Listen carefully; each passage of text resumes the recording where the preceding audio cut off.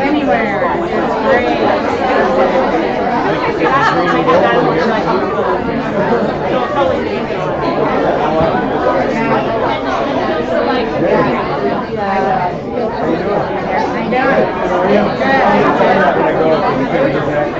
Good evening, everybody,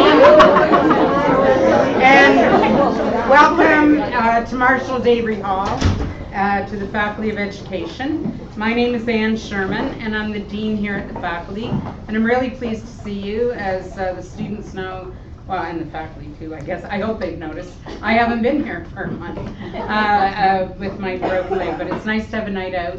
I am going a little shack-wacky, and so I'm really pleased to be here tonight to welcome all of you, but especially our colleagues who are here from St. Thomas University and their Department of Education.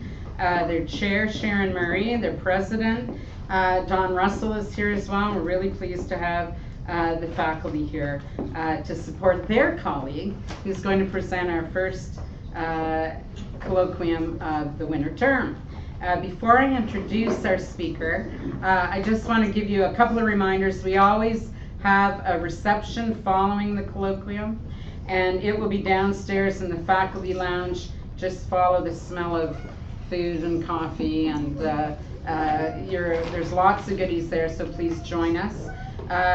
If you do need to leave before Marcea is finished, we ask that you go out the back door. This is being live streamed so that grad students who are elsewhere and people who couldn't make it tonight can see it. And at the end of each colloquium, we have a question and answer period that Marcea is happy to engage you in questions about her topic. But we do shut the live streaming off at that point so that doesn't inhibit anybody from asking questions.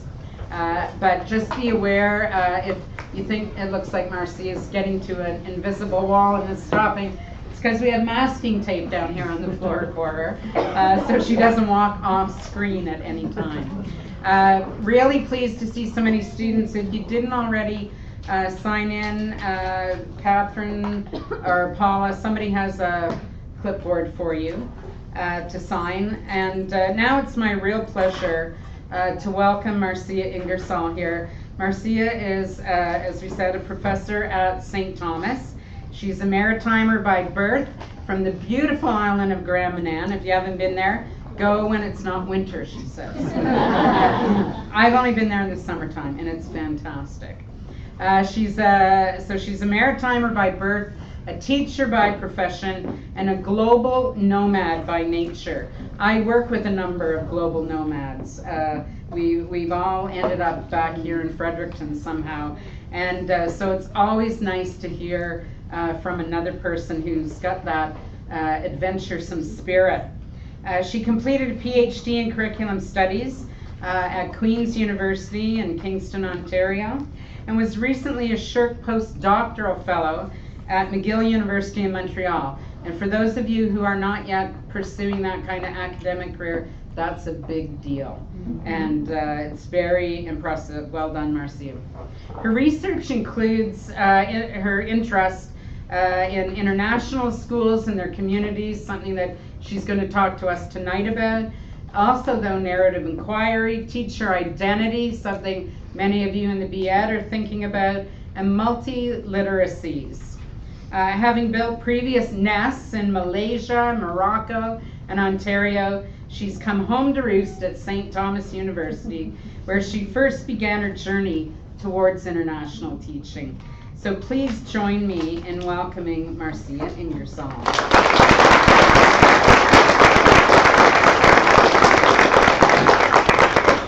Thank you so much for that introduction, and it's really a pleasure to be here tonight. I am so excited to have my posse here from St. Thomas. It's like our Friday lunch crowd all over again. This is great, and some students who are here tonight too.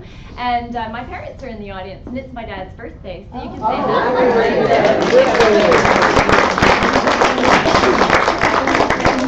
Sorry. If at any point I fall down and faint, just pick me up and put me back up here tonight.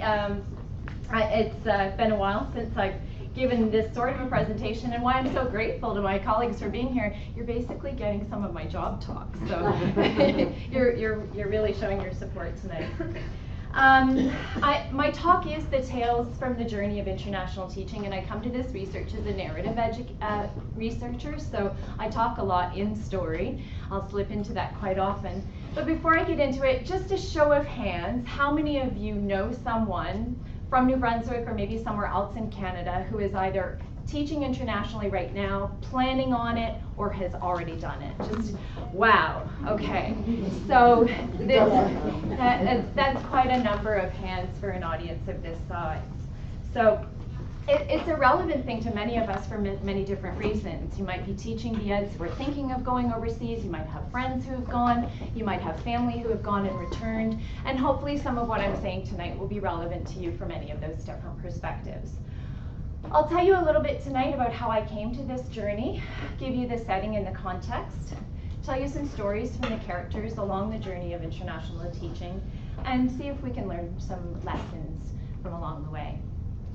I am a teacher, that's my primary identity. I'm also a researcher, and as Anne said, after I graduated from St. Thomas, right across the hill here, I headed off to Malaysia, where you'll see this little photo. That's the IBM building in Taman Tun Dr. Ismail in Petaling Jaya, Kuala Lumpur. And the first international school that I taught at was actually a shop lot. And it would have reminded you something of the one-room schoolhouses with barriers just between classes where you have teachers calling out and other teachers answering. And it was in the early mid-90s, 1995, and there weren't that many international schools at the time. After teaching there for 4 years, I moved to Morocco. By the way, the Malaysian school that I taught at was actually a British curriculum school. When I lived in Morocco, I taught at an American curriculum school. We used the Middle States curriculum there. Stayed for 4 years, and then back to Malaysia. My principal called me up and said, I don't know where in the world you are or what you're doing, but I need a head of English, and I want to offer you the right of first refusal. And I couldn't refuse. So back I went. And if you see that pool there in the palm trees, you'll have a bit of a sense of why. My condo overlooked this school, so it wasn't a big commute. After that, like so many of maybe the people in this room, I had a lot of questions about the experiences that I had. I had a really strong desire to unpack those experiences and try to figure out exactly where I stood as a teacher, and my own professional development, where that was going to go. So I decided to come back to Canada, went to Queen's, did my graduate work, and then on to McGill for a postdoc. And then as the universe has led me, somewhat fortuitously and serendipitously, back to coming home. And if you know, the title of my dissertation was Leaving Home, Teaching Abroad, and Coming Home. And it really is wonderful to be home here in New Brunswick. So for those of you who might not know, what is an international school? We probably all know people who might have gone to Japan to teach ESL or to South Korea and have taught in Hagwons. International schools are different. They're just like maybe your local school here. They have K-12 populations, and they follow a curriculum that is wholly or partly in English. Often they're situated in countries where English isn't the first language or one of the major languages of the country. But if it is, then certainly the curriculum that's offered is different from that country's curriculum, or it's international in flavor. So as I said, in the mid-1990s, so in 1995, you can see there were about 1,000 international schools across the world. And over the last 20 years, there's been exponential growth in international schools. As English has become the global lingua franca, there's been this growth with multinationals, with globalization, and with policies that have changed in several countries as well. There has been an increasing number of local host nationals who are attending international schools. So that's been a driver for this in a lot of different markets, and in particularly Asia, where you have new schools opening every month. So since these numbers, 2015 is 8,000 as of November, it's probably over 8,000 by now. Who are the students? Feel free to go, aw. These are some of the darlings from the school where I taught in Malaysia. Hi, Anisha. They're comprised of foreigners and host nationals, and that's also how they're often referred to within the circuit, foreigners and host nationals. Originally, international schools started to serve the populations of diplomats and transnational employees, and it's only more recently that host nationals have started to boost those numbers. How about the curriculum and the teachers? I love showing photos of my skinnier self from days gone by. That's me with my colleagues Sony and Sheila. Predominantly in the literature, when you're looking at the literature, you see these categorizations of teachers that are predominantly American first, British second, and then you often have Canadian listed under the category of other. So that was an interesting thing to start my research with. How do Canadians get othered along the journey of international education? Australian comes before that, and then now more recently host nationals. But for example, we also, in that I taught at in Malaysia, we had one French teacher who was from France and one who was from India. We had a South African grade 3 teacher. We had, so the number of nationalities who are there at international schools are really increasing as well in the teaching profession. I didn't realize I did that something fancy there.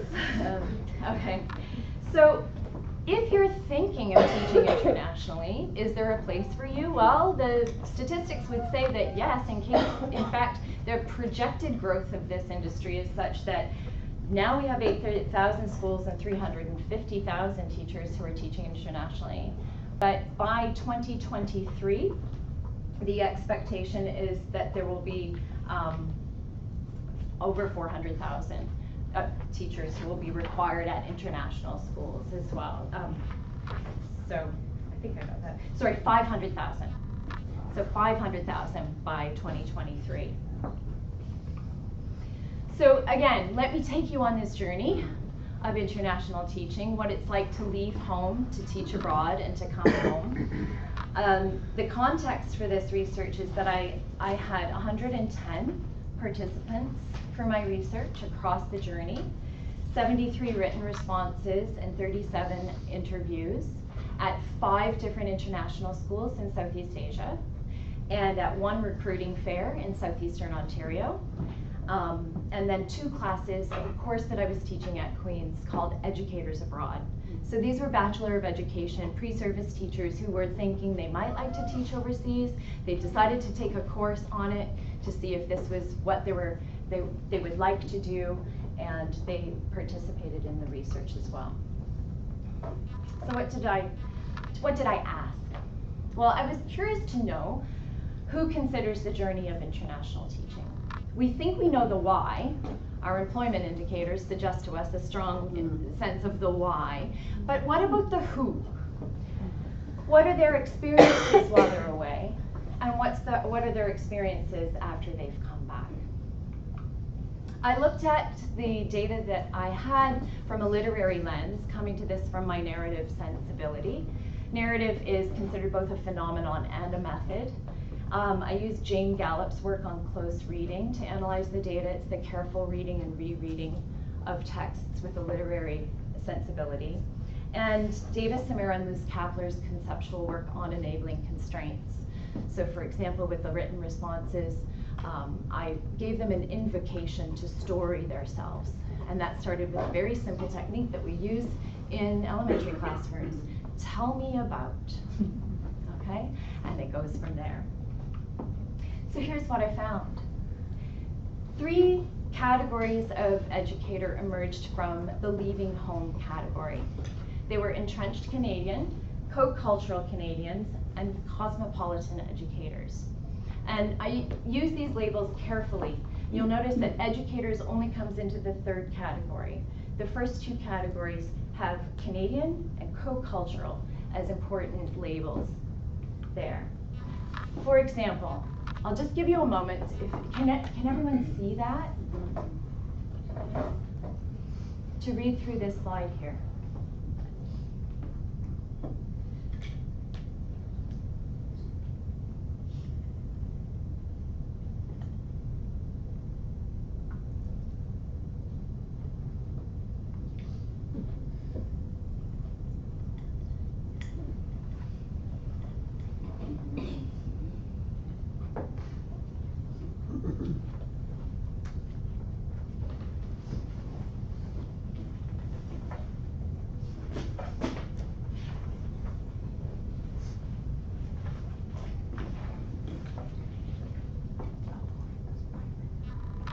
So that was Josh, and here's Elizabeth. And I won't make you do this homework just now, but if you were to read this again, you would find that Elizabeth's story is very similar in narrative structure and in content to Josh's. And so I developed a normative typology, which I will not bore you with right now, that weighted their narration of their origins, their education, their hobbies, their family, their work, and other categories. And interestingly, what appeared in the data is that these students were structuring their narrations of themselves in very similar ways. And this, I hadn't expected that at all. That was almost also equally a third of the participants that I had. And their stories were like this. Hi, my name is X, and I grew up in X, and I did this, and I have a great family life, and I have pets, and do sports, and I go doing really Canadian stuff. And that's how those stories read. And then the second category was co-cultural Canadian. And these were students who, I think I had 27 different co-nationalities that they mentioned in their narratives. And here's Duda, who tells you I'm Canadian Serbian, and sometimes that's hard for people to grasp, both in Canada and in Serbia. My friends in Serbia see me as Serbian, but living in Canada. My friends in Canada argue about whether or not my passport or my place of birth is more important. When I go abroad, I introduce myself as Canadian and later explain that my background is Serbian, usually when it comes up, especially in relation to the origin of my name. Many people I meet struggle with the idea that I can be from two places at once. I am both, and I will always be, no matter where I live. When Sandy, several others had the exact same narrative constructions in their identity narratives where they said, I am both from China and I am from Canada. I am from Hong Kong and I'm from Canada. So that drew me to really narrate their stories within this co-Canadian construction because they were drawing that binary in their own identities. And then the third category in the leaving home, cosmopolitan educator. For this, I used Paul Tark's work on cosmopolitan literacies and Ganesh's definitions of cosmopolitanism, which is more largely cosmopolitanism as having a sense of being at home in the world. And that was really strongly told in these stories. Max said, I'm originally from Toronto, but I want to practice teaching around the world. Ned, it was teaching that made him, once he was out there teaching, that he discovered he wanted to teach and he wanted to do it in the world. And the same with Hannah, pushing herself outside of her comfort zone. So you can see that these narrative stories are very different. They mention the world and they mention teaching. Now, these are pre-service teachers. Many of them are only 23 years old, maybe. So the way that they constructed their narratives can also be attributed to how old they are or aren't. And you can see that Ned and Hannah are probably a little bit older because they've gone overseas and then they've come up. But this gave me that sense that the going and the discovering of teaching whilst overseas was a strong sense throughout the stories. Coming to the idea that cosmopolitan educators narrate themselves as being at home in the world, feeling like it's the countries and the people along their journey that make them who they are.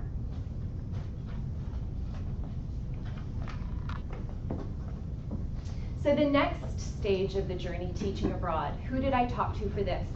This is where I went to the recruiting fair, and that was an opportunity for me to speak with folks who might have already been overseas, and they've come back because they're just finishing up their contract. It might be their first contract, it might be their second. There were people at all different ends of the age spectrum who had taught overseas for different times in their life, but they were coming back to speak with recruiters who are principals and administrators from international schools who want to meet, sit down and talk to you before they commit to paying you a really nice amount and give you a flight and housing and probably a car or something like that, all of those lovely things that you often get with packages when you teach internationally.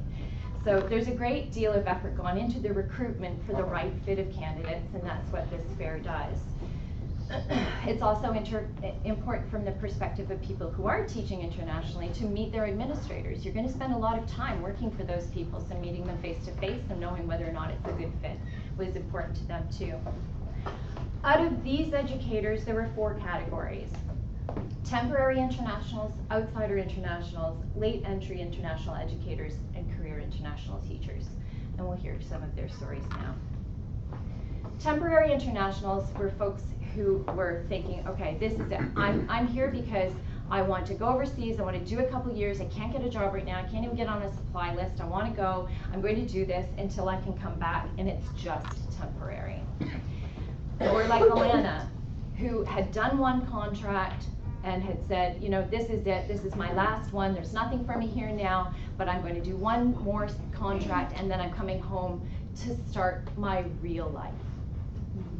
Okay? So it's as if there's this delayed sense that life has happened. It hasn't happened yet, and what you're doing overseas is just temporary and it's not real. And that came up quite frequently in some of the temporary internationals. Outsider internationals. This was not indicated strongly statistically in the data by any stretch. It's not that there were many of those people, but it was powerful enough in its story to enter into who we meet along the journey. And for those of us who have taught internationally, you know this character. You've met them. They've gone overseas because they didn't get a job in Canada, but they really don't want to be there, and they don't fit. It's not a good spot for them.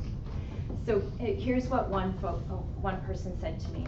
I don't like living around so many people. I don't like the way people drive on the roads. People tend to be pretty rude, pretty untrusting. Honestly, I'm either at the gym or I'm at home. I've lived in a very small world between my apartment, about 1 kilometer away from the school, and the gym right beside it. So most of my day-to-day is spent in this bubble. And the bubble was an image that came up in lots of different folks' narration of the journey. They said it's easy to get caught in the bubble. It's easy to stay in the bubble. You have to push yourself out to get away from the bubble. And there are some folks who never do. So even though there aren't many of them, it's a powerful story that's often told. And then there's the late entry internationals. Okay, Mary and Tom. This is not the real Mary and Tom. This is a metaphor. They were ready to parachute out of their what they called perfect North American ideal, uproot their kids, their family, and go for it. They were ready. They had friends who were teaching internationally. They met up with those friends every summer, and they were ready to just down tools and get on a plane. And they talked about how unusual that was for people in their community, their school community. One was a vice principal. The other was an administrator within the board. So that would have been a huge decision for them to have made, and people really didn't understand why they would do that. Why would we give up our lovely home, our vacation property, the North American ideal? Well, wait, we heard that earlier in the narration of the entrenched Canadians, didn't we?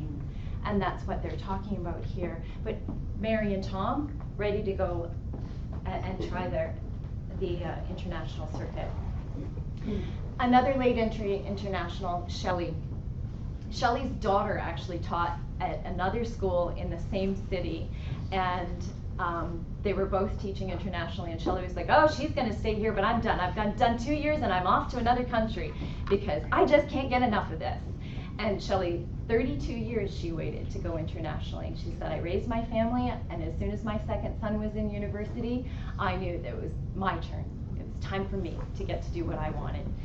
So after 30 years of dreaming, she was able to do it. And she was a fabulous teacher, had done many roles in the school board that she had been in previously, had also been an administrator. And interestingly enough, she said, but I just thrive on change. I can't wait for the next future. And then there are the career international teachers. Shannon and Dan were both people who fell into this category. Shannon was married and had had her first child while she was away teaching internationally. Dan had met his wife on the journey of international teaching, and they had 2 children as they were changing countries and jobs and continents and curriculum. And they both talked about this as ways that they were experiencing their professional and personal lives, and this is who they were. Shannon talked about how it was really difficult to establish yourself as a career international teacher in relation to the folks that you loved back home and your friends that you'd been friends with for so long. They were a young couple, but that as soon as they came home in the summers, it was sometimes difficult for other people to relate to the lives that they were leading. And this is another sense that you got, that often people would talk about how folks back home, they would just glaze over when you talk about, you know, well, I spent last weekend in Bali and we did this, and people were like, yeah, there's a new grocery store down in the other side of town. And so they really articulated that as a struggle for them in terms of their own identity, how to stay friends with people they loved but no longer had this same sense of continuity with. And Dan speaks to a really important point, is that some people go away and think I'm going to be a temporary international, and then you get the bug. So Dan and his wife will not come back. This is what they're doing. We won't come back. It's just too good of an opportunity, not only for myself professionally, but the education for my children, the opportunities for travel, and to make a really decent living doing something I'm passionate about. So there were lots of Dans along the journey as well. So why do people come home? Okay. Family pressure came up a lot. My parents keep on asking me when I'm coming home. Sorry. My friends keep on asking me, when are you coming home? Right? As if it's an odd choice, and like the others narrated, when are you going to start your real life? Right? This is just play, but it's time to, you know, buckle down, come back, and do the right thing, which is to get a job nearby and to start real life.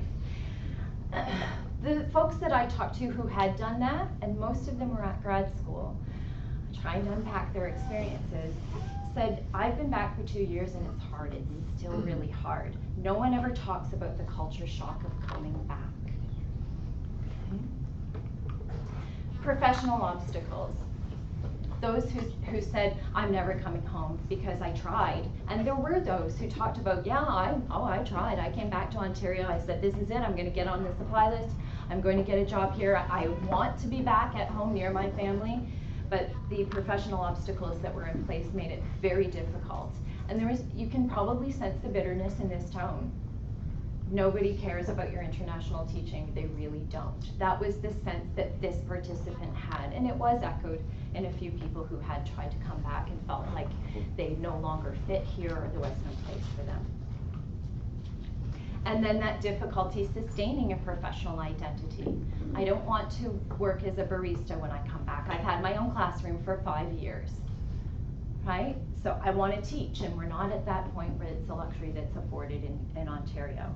And that's from Jason, who's back overseas, again, after doing graduate work.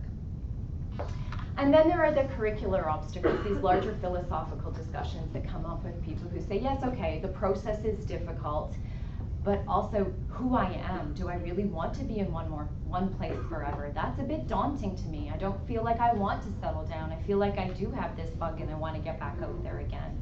And the other thing that they talked about, which was the curriculum. And there's a lot of discourse in different districts, and in Ontario, what was happening at that point was that there were a lot of curricular changes, the sense that you had to, when you go into a job interview, say exactly these points in order to get hired, that there was no room for professional autonomy or agency. Those things came up a lot in people's discussions of the curriculum. So, in summary, for coming home, negotiating those dimensions of professional and personal identity was difficult. They spoke overwhelmingly of a lack of recognition for international experience. And in terms of who they told me who they were, it became evident that few of them enter Canadian classrooms. They think they might be going to grad school, others return to the international circuit, or they exit from the profession entirely. So what are some of the lessons that we can take away from these stories? The educators who've gone abroad and who have taught have been in positions where they have had a sophisticated level of curricular flexibility. They would have changed countries, continents, languages, sides of the roads that they drive on, and all of the 53 different nationalities that might be in their classroom, and the languages that come with that. So you know from someone who's been abroad and taught internationally successfully that they have a high degree of curricular flexibility that they could bring to a classroom. They also have that experience with cultural diversity. But this currently is an expertise that's not recognized by Canadian school boards or districts, and this pay scale in particular, especially if you didn't teach in a school board that was the Ontario curriculum. If you taught in a British curriculum school, it's not recognized, for example. And then the other lesson is, I think as providers of higher education, we can really think about the educational opportunities that we offer here at home for the many Canadians who are going overseas to teach. They are looking for professional development opportunities in places that they are familiar with. They want to come home to get more educated, and whether or not they decide to go back out after that or whether they decide to stay, there is that draw to come back to graduate school, or in the cases of those folks who go to Korea and Japan and do the ESL or EAL teaching, to come back and get a B.Ed, because then they know, I want to go back out there. I fell in love with teaching while I was in South Korea. I want that opportunity to teach at an international school now and make this my professional identity. So thinking about the courses that we could deliver, that we could create, the programs that we could do in order to support those professionals who want to stay engaged with home, but also keep a foot in the global arena. And also to think about, and this can be a personal or an institutional lesson that we learn. If you have family members or friends, they have greater supports going into the jobs overseas than they do when they come back. So thinking about that on those levels as well. Some of the things that you might be interested in, this is drawn, I interviewed many administrators as well as part of this 110 educators, and across the board, this is what they told me. Their ideal candidate has flexibility, sense of humor, they're adventurous, they thrive on change, they have a high degree of cultural humility, they're lifelong learners and conscious educators and practitioners. That's who they're looking for to hire. Those are the folks who are successful along the journey and who stay and make that a career that they love. And love came up a lot. You'd be surprised how often, if you do an Atlas TI search on love in my data, it was overwhelming. And this administrator talked about it as, this is a mildly intoxicating experience. Realizing you don't know how life is going to unfold, I want them to be attracted to that and to fall in love with it and to stay for a while. Also, many of the people on the journey talked about this as education's best kept secret. Why? It's resource rich. You have some schools that have revolving stages. When you say, I need they go, what? How many? I'll do this. Competitive pay, high standard of living, often in the countries where you are, high level of quality education for children. You often get paid flights home, contract completion bonuses, and this came up a lot too. Similarly engaged colleagues. All right, and so a lot of folks talked about how, if you're not good enough, you won't be rehired. So there's a level of competitiveness within the circuit as well that keeps people on their professional toes. So again, returning to the love. It is a pedagogical journey, and it's an intensely emotional pedagogical journey. Those of us who are teachers know how much love and care is tied up in our pedagogy anyway. But teachers storied an ongoing narrative of new experiences, new loves, personal and professional and geographical. Many people talked about falling in love with the country where they lived, and incredible professional and personal growth. So I'm going to end with the words of Meg, who really experienced this on a deeply poetic level as well. And I had a wonderful supervisor who understood my need to share her data in this format. And Meg says, I feel like it's who I am. I need to understand. We're so lucky to be, I'm very privileged to be in a position where I can see the rest of this planet, who is here and what their stories are. And I'm going to do that. And that was Meg. So, lots of lovely folks along the journey. Maybe some of you will take up the journey of international teaching. Hope you learned from my presentation tonight that it's never too late. And I'm very grateful and would like to acknowledge the Social Sciences and Humanities Research Council of Canada for their funding that made this research possible, and to my friends and colleagues here at UNB who made my time here this evening possible as well. Thank you so much, and I'm really open to questions.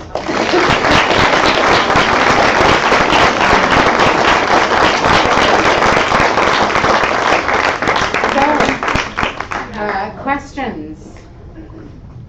Can you talk about the term cultural humility? I'm very interested in that concept, Marcea.